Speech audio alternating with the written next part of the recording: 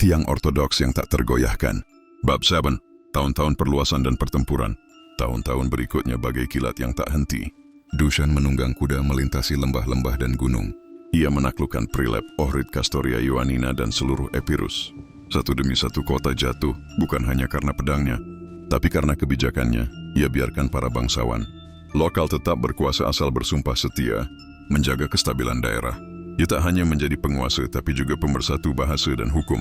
Ia mendirikan kota, membangun jembatan batu, dan mendatangkan ahli hukum dan imam dari seluruh dunia ortodoks. Tapi satu kota yang terus menghantui mimpinya adalah Konstantinopel. Selama Kaisar Yunani duduk di atas tahta dengan belati tersembunyi pada leher Balkan, Serbia tak akan pernah aman, katanya pada Patriark Joannikije.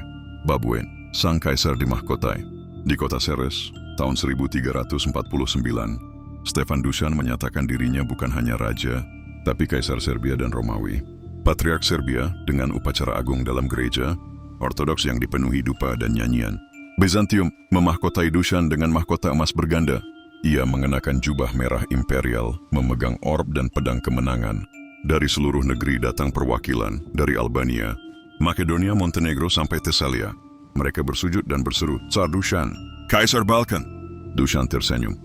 Namun dalam hatinya ia tahu gelar ini tak akan lengkap tanpa Konstantinopel. Bab 9, Dušanov Zakonik, Undang-Undang Sang Tsar. Ia menyadari untuk mempersatukan bangsa-bangsa berbeda, ia butuh aturan yang bukan hanya adil tapi juga agung. Maka ia menyusun Dušanov Zakonik, kitab hukum yang terdiri dari lebih dari 200 pasal. Beberapa hukum itu keras. Siapa yang menghina uskup dihukum cambuk atau pengasingan.